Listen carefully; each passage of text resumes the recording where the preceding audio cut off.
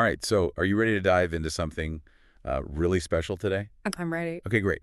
It's excerpts from this novel called The Capital of Dreams by Heather O'Neill. Oh, yeah, I've heard of her. I think she's a really good writer. Yeah, she seems very talented. Yeah. So, from what I've read so far, it takes place in this tiny country called Elysia that's known for its artists and intellectuals, but then war breaks out, and the capital city is thrown into chaos as this enemy invades.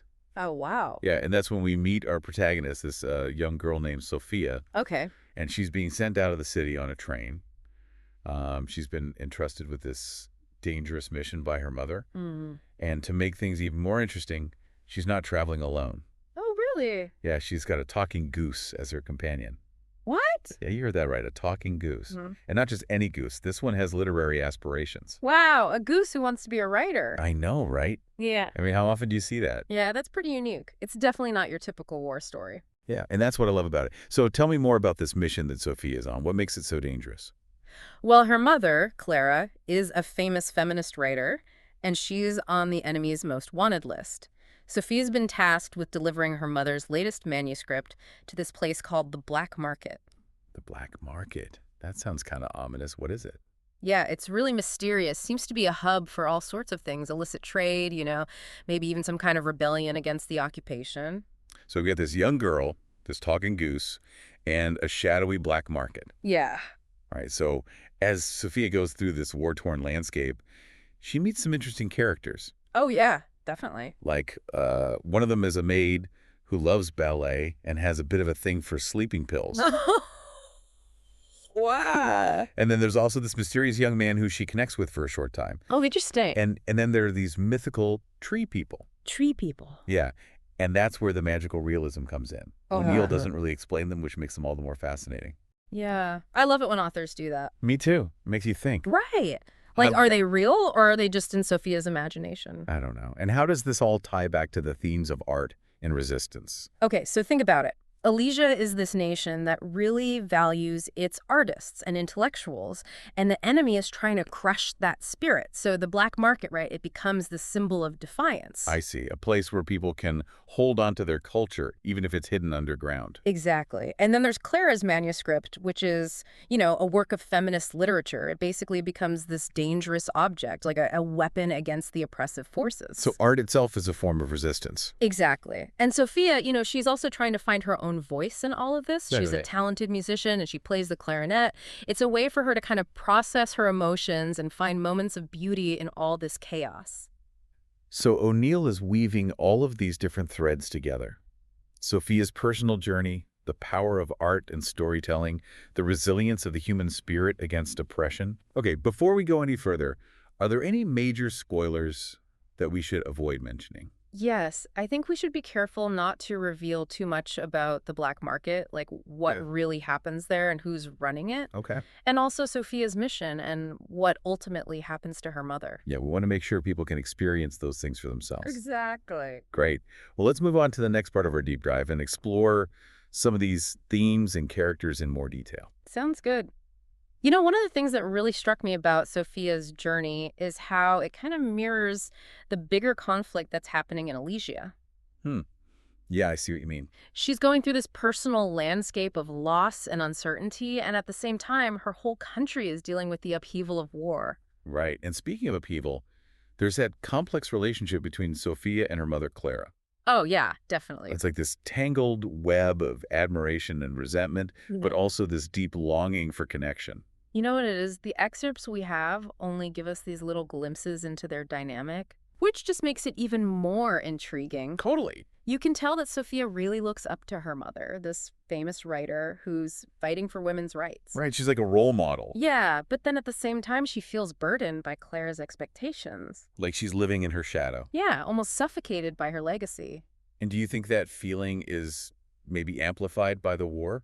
I think so. I mean, Sophia is forced to flee her home and protect her mother's words, while also trying to figure out how she feels about Clara. It's like she's carrying the weight of the world on her shoulders. And that weight is made even heavier by all the mystery surrounding the black market. True. We know it's dangerous and intriguing, but we don't really know what happens there or who's in charge. It makes you wonder about Clara's motives, too. Oh yeah, for sure. Like, was she really trying to protect Sofia? Or was sending her to the black market a way to make sure her own legacy lived on? Right? And that's a question that sticks with you throughout the excerpts. I think it's something Sofia herself is struggling with, too. She obviously loves her mother a lot, but she's starting to see her flaws, too. It's almost like her journey becomes this parallel quest for self-discovery. Oh, that's a really good point. She's not just trying to deliver the manuscript. She's trying to understand her mother, her place in the world, and how art can be a part of all this conflict. And we can't forget about the goose either. Oh, right, the goose. He adds a whole other level of complexity to the story. Yeah, he's hilarious. Right. He's like this comical sidekick at first, totally obsessed with being a writer. Yeah. But as you keep reading, he becomes so much more than that. He's got surprising depth. I know, right? He gives Sofia guidance, but he also challenges her. He's always pushing her to question her assumptions about her mom, the war, even storytelling itself. I love that. He's kind of like a voice of reason, but he also helps her to grow. I think he represents intellectual curiosity, this refusal to be silenced, even with all the oppression going on. Yeah, and his belief in the power of words, in reaching the capital, it's almost like a metaphor for hope. Yeah, I see that. This enduring spirit of creativity. And that spirit is also shown through music in the story. Right. We see Sofia finding comfort and expressing herself by playing the clarinet. Yeah. And Celeste, the maid, finds refuge in her memories of ballet. It's like art is this lifeline. Yeah, a way to connect with beauty and humanity when everything else is so ugly. Exactly. And it makes you wonder, if that's part of what the black market represents, too. This space where art and culture can still exist, even if they're hidden. Yeah, it's like a symbol of resilience. Right. This testament to the human spirit, that it can't be completely destroyed by darkness. Yeah, that's powerful. But, there are some pretty intense parts in these excerpts. Yeah, definitely. Like, O'Neill doesn't sugarcoat the brutality of war at all. She shows how it affects every part of life in occupied Elysia. Yeah. But even in those moments, there's still this little bit of hope.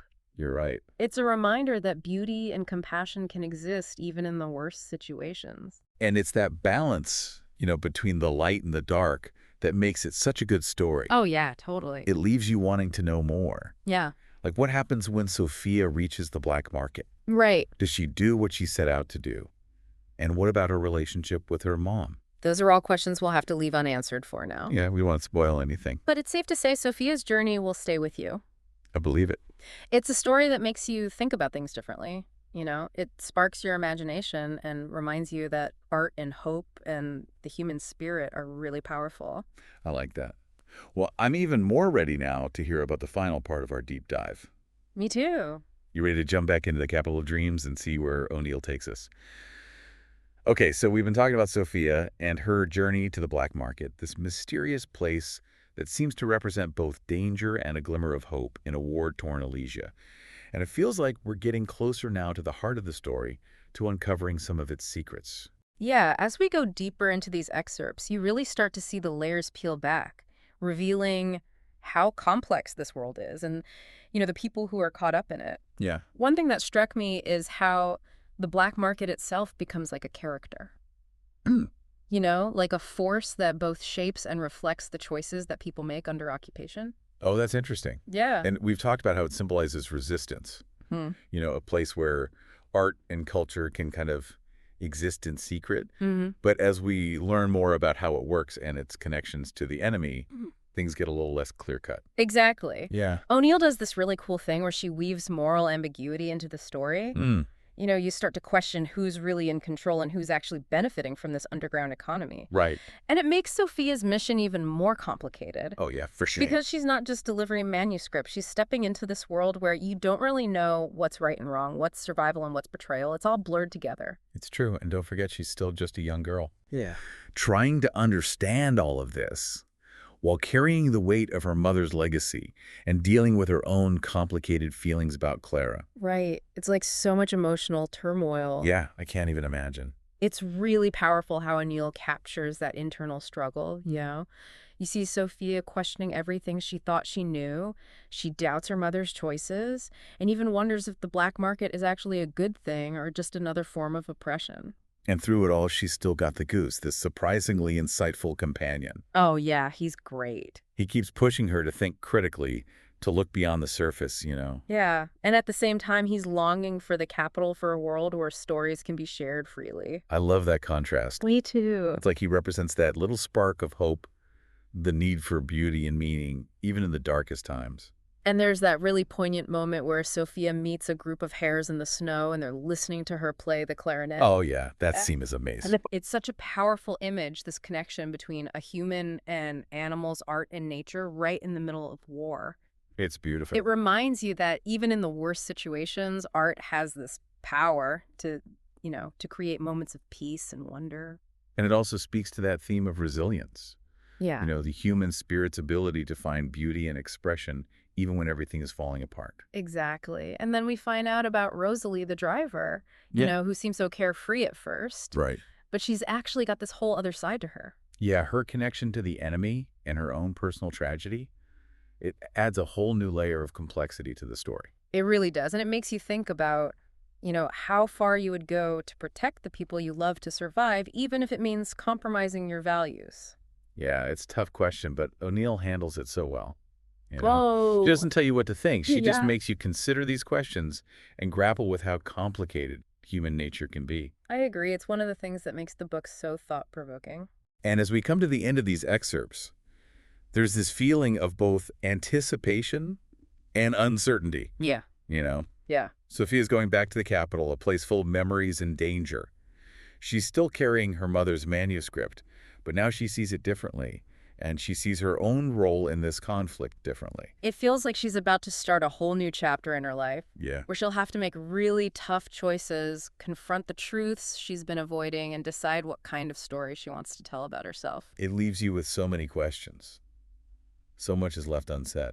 And I think that's the beauty of a story like this, I agree. Makes you want more. It makes you want to experience the whole thing for yourself to see how everything unfolds. Right. The Capital of Dreams is one of those novels that makes you think and feel and use your imagination. Definitely. And I think we've done a pretty good job of making people curious about it without spoiling anything.